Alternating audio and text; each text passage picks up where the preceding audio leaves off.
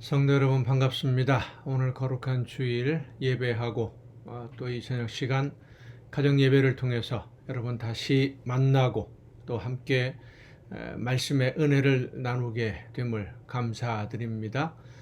말씀을 통해서 오늘 우리에게 주시는 하나님의 음성을 듣고 우리의 삶의 모습이 좀 더 예수님을 닮아가고 하나님이 기뻐하시는 열매를 맺는 삶으로 나아가는 복된 삶이 될 수 있기를 간절히 바랍니다. 오늘 우리가 함께 은혜를 나눌 본문 말씀 누가복음 17장입니다. 누가복음 17장 1절부터 4절까지 누가복음 17장 1절부터 4절까지에 있는 말씀 봉독합니다. 예수께서 제자들에게 이르시되 실족하게 하는 것이 없을 수는 없으나 그렇게 하게 하는 자에게는 화로다. 그가 이 작은 자 중에 하나를 실족하게 할진대 차라리 연자 맷돌이 그 목에 매여 바다에 던져지는 것이 나으리라. 너희는 스스로 조심하라. 만일 네 형제가 죄를 범하거든 경고하고 회개하거든 용서하라. 만일 하루에 7번이라도 내게 죄를 짓고 7번 내게 돌아와 내가 회개하노라 하거든 너는 용서하라 하시더라. 아멘. 마가복음에서도 비슷한 내용의 말씀이 있었습니다마는 이웃을 실족하게 하는 일, 넘어지게 하는 일, 이것보다 더 무서운 일이 있을까? 라는 것을 생각해 보게 하는 그러한 말씀입니다. 작은 자 하나라도 실족하게 넘어지게 하는 것보다는 연자 맷돌을 목에 메고 바다에 던지오는 것이 오히려 낫다. 참으로 무서운 경고지요. 남을 실족하게 해서 그로 하여금 좌절하게 하거나 혹은 믿음을 떠나게 하거나 혹은 죽게 하는 것보다 차라리 내가 연자 맷돌에 달려서 내가 죽임을 당하는 것이 오히려 낫다. 그만큼 두려운 마음으로 조심하라고 예수님은 말씀하십니다. 그런데 예수님이 또 여기에 한 가지를 덧붙이죠. 실족하게 하는 일이 없을 수는 없다. 나도 모르는 사이에 이웃을 실족하게 하는 일들이 많이 있다는 겁니다. 그래서 조심해라. 말 한마디도 조심하고 행동 하나를 조심하라 라고 하는 경고의 말씀이에요. 나는 아무리 잘했다고 해도 이웃이 상처를 받는 경우도 있고 나는 아무런 문제가 없는데도 이웃은 그것을 큰 상처로 받아들이는 경우가 많이 있기 때문입니다. 이렇게 생각할 수도 있습니다. 나는 잘한다고 했는데 이웃이 오해를 해서 그렇게 되는 것은 그 사람 책임이지 나는 책임이 없다. 이렇게 생각할 수도 있지 않겠습니까? 그런데 오늘 본문은 그렇지 않다고 말씀해 줍니다. 여러분, 혹시 나 때문에 이웃이 실족하게 되는 경우가 없었을까? 우리 자신을 돌아봐야 됩니다. 우리가 하는 일이나 어떤 행동, 말 때문에 우리의 이웃이 마음에 큰 상처를 받고 믿음에 큰 손해를 입는 그런 일들이 혹시라도 있었다면 내가 알지 못하는 경우에 그런 일이 있을 수도 있거든요. 전혀 짐작하지 못하는 경우지요. 그러나 내가 모른다고 해서 그 책임을 벗을 수 있는 것은 아닙니다. 그래서 오늘 본문에 보면 예수님이 이렇게 말씀하시죠.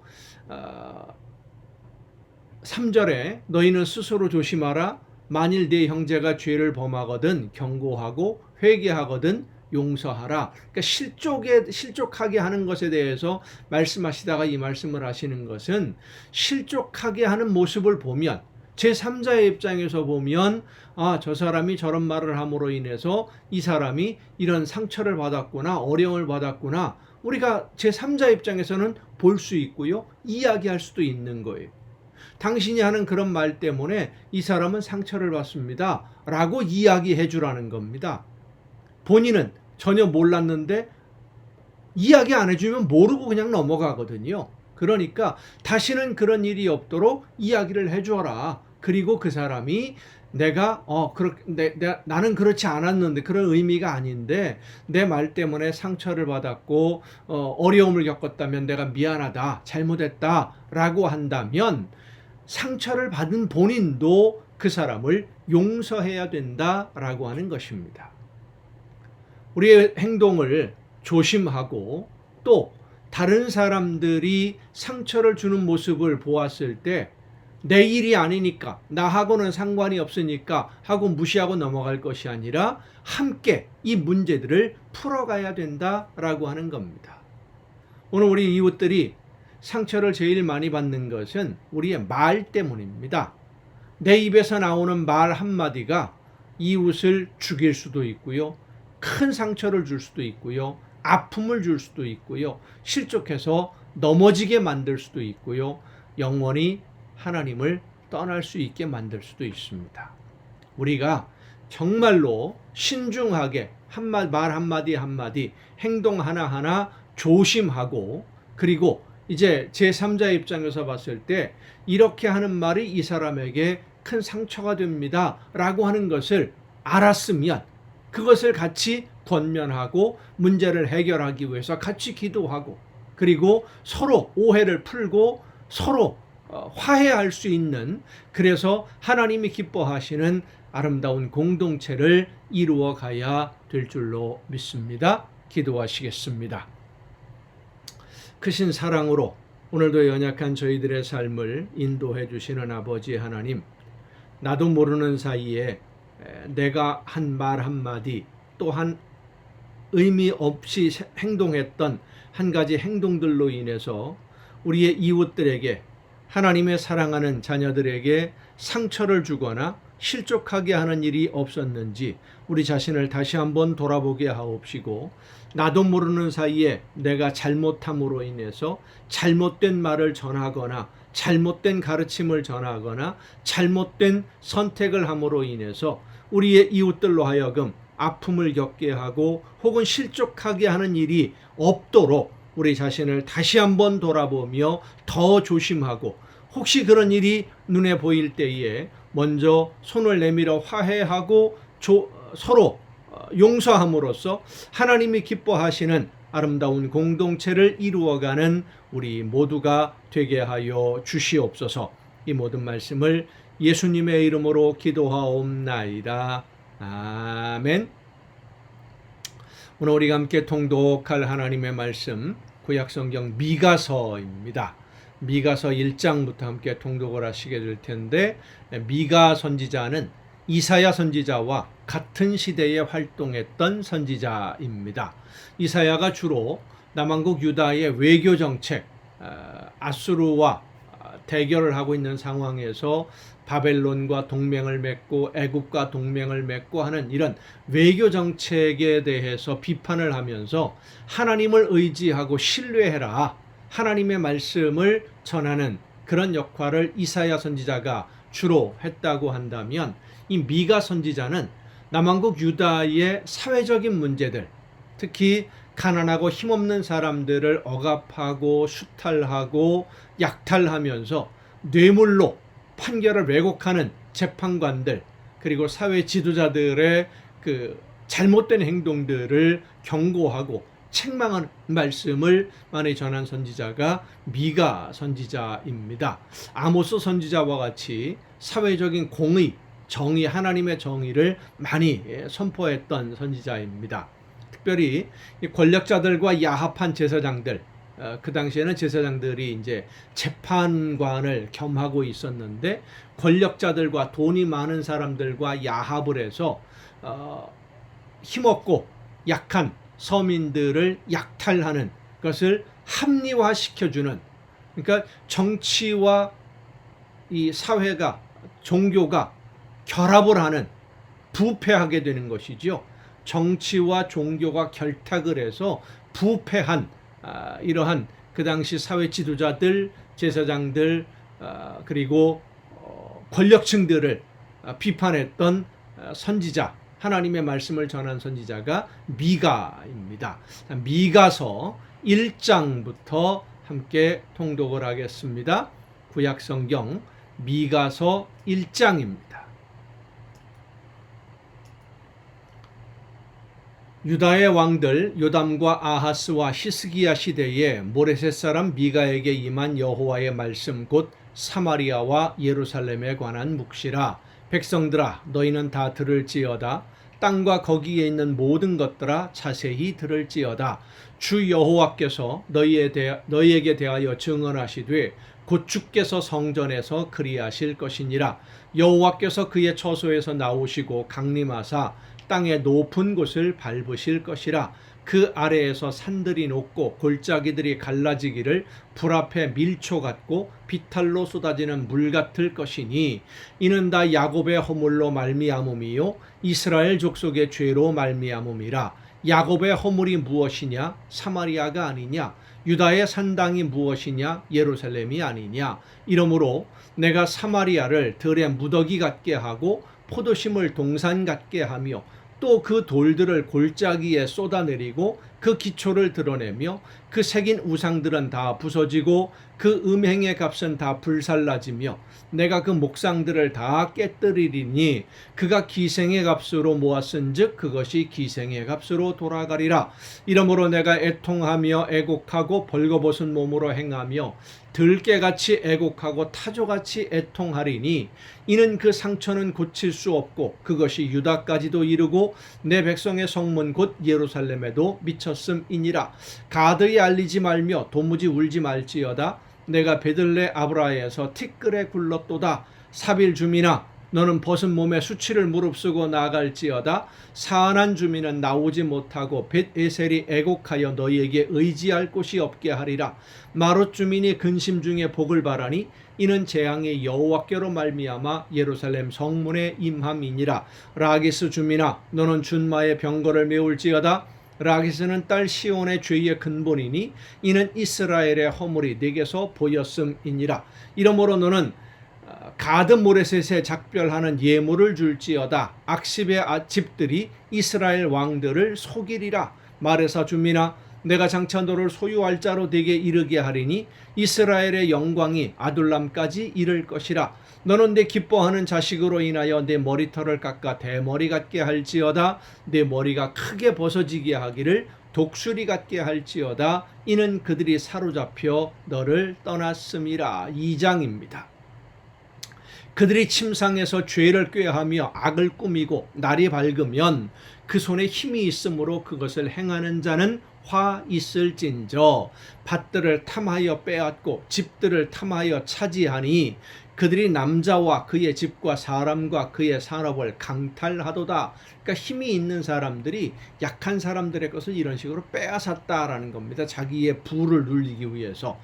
흔히 말하는 자본주의 사회, 돈이 최고인 그런 사회를 만들어가고 있었다라는 것이죠. 그러므로 여호와의 말씀이 내가 이 족속에게 재앙을 계획하나니 너희의 목이 이에서 벗어나지 못할 것이요 또한 교만하게 다니지 못할 것이라. 이는 재앙의 때임이라 하셨느니라. 그때에 너희를 조롱하는 시를 지으며 슬픈 노래를 불러 이르기를 우리가 온전히 망하게 되었도다. 그가 내 산업 백성의 산업을 옮겨 내게서 떠나게 하시며 우리 밭을 나누어 패역자에게 주시는도다 하리니 그러므로 여호와의 회중에서 분깃에 줄을 댈 자가 너희 중에 하나도 없으리라. 그들이 말하기를 너희는 예언하지 말라. 이것은 예언할 것이 아니거늘 욕하는 말을 그치지 아니한다 하는도다. 이게 무슨 말씀이냐면 정치적인 문제, 사회적인 문제에 대해서 하나님의 말씀으로 하나님이 원하시는 뜻을 가르치지 말라는 겁니다. 요즘 말로 말하면 정치와 종교는 분리해서 종교는 믿고 구원받는 것만 얘기하고 사회적인 불의, 불법, 부정, 부패 이런 것들에 대해서 이야기하지 말아라 라고 사회 지도층 내지는 부자들이 그렇게 말한다는 것이죠.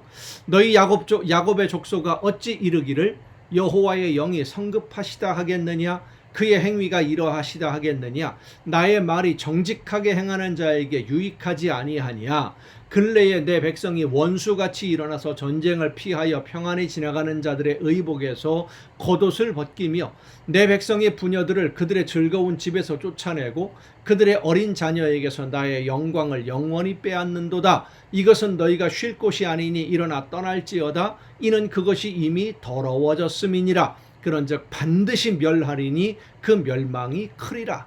사람이 만일 허망하게 행하며 거짓말로 이르기를 내가 포도주와 독주에 대하여 내게 예언하리라 할 것 같으면 그 사람이 이 백성의 선지자가 되리로다. 야곱아, 내가 반드시 너희 무리를 다 모으며 내가 반드시 이스라엘의 남은 자를 모으고 그들을 한 처소에 두기를 보스라의 양떼같이 하며 초장의 양떼같이 하리니 사람들이 크게 떠들 것이며 길을 여는 자가 그들 앞에 올라가고 그들은 길을 열어 성문에 이르러서는 그리로 나아갈 것이며 그들의 왕이 앞서가며 여호와께서는 선두로 가시리라. 3장입니다. 내가 또 이르노니 야곱의 우두머리들과 이스라엘 족속의 통치자들아 들으라. 정의를 아는 것이 너희의 본분이 아니냐. 너희가 선을 미워하고 악을 기뻐하여 내 백성의 가죽을 벗기고 그 뼈에서 살을 뜯어 그들의 살을 먹으며 그 가죽을 벗기며 그 뼈를 꺾어 다지기를 냄비와 솥 가운데에 담을 고기처럼 하는도다. 그때에 그들이 여호와께 부르짖을지라도 응답하지 아니하시고 그들의 행위가 악했던 만큼 그들 앞에 얼굴을 가리시리라. 내 백성을 유혹하는 선지자들은 이에 물 것이 있으면 평강을 외치나 그 입에 무엇을 채워주지 아니하는 자에게는 전쟁을 준비하는도다. 이런 선지자에 대하여 여호와께서 이르시되, 그러니까 돈 많이 주는 사람한테는 좋게 이야기해주고 돈봉투 갖다 주지 않는 사람에 대해서는 아주 강하게 책망하는 말을 하고, 그런 거짓 가짜 선지자들에게 하나님이 말씀하시는 겁니다. 그러므로 너희가 밤을 만나리니 이상을 보지 못할 것이요 어둠을 만나리니 점치지 못하리라 하셨나니 이 선지자 위에는 해가 져서 낮이 캄캄할 것이라.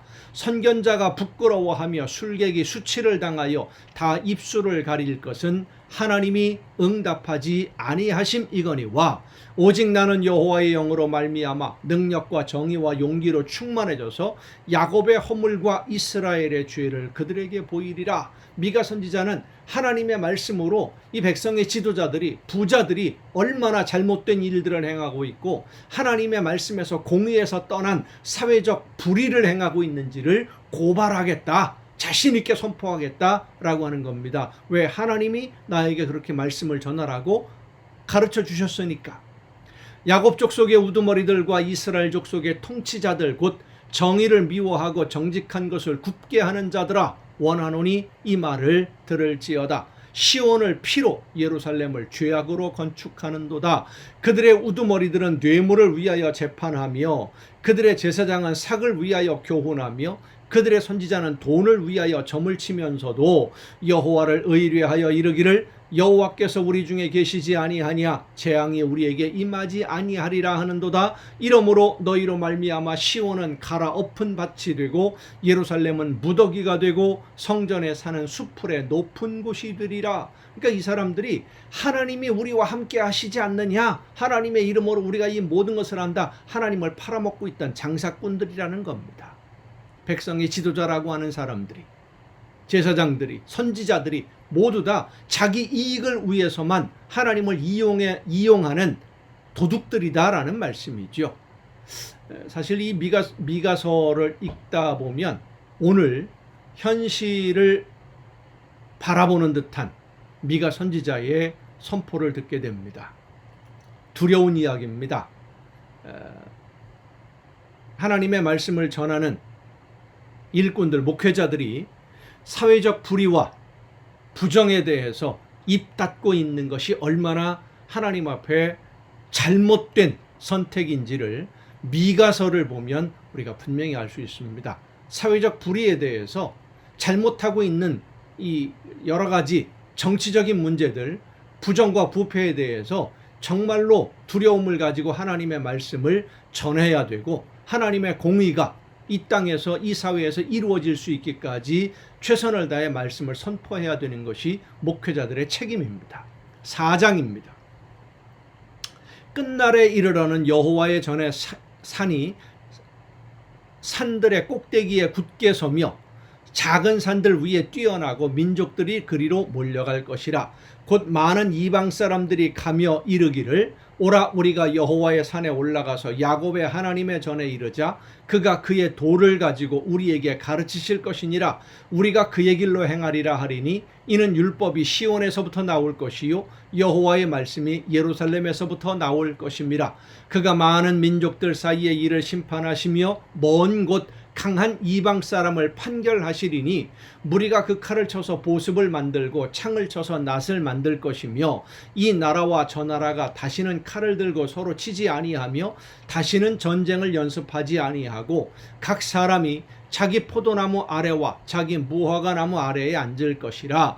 그들을 두렵게 할 자가 없으리니 이는 만군의 여호와의 입이 이같이 말씀하셨습니다. 만민이 각각 자기의 신의 이름을 의지하여 행하되 오직 우리는 우리 하나님 여호와의 이름을 의지하여 영원히 행하리로다. 여호와께서 말씀하시되 그날에는 내가 저는 자를 모으며 쫓겨난 자와 내가 환난 받게 한 자를 모아 발을 저는 자는 남은 백성이 되게 하며 멀리 쫓겨났던 자들이 강한 나라가 되게 하고 나 여호와가 시온산에서 이제부터 영원까지 그들을 다스리리라 하셨나니 너 양떼의 망대요 딸 시온의 산이여 이전 권능 곧 딸 예루살렘의 나라가 내게로 돌아오리라.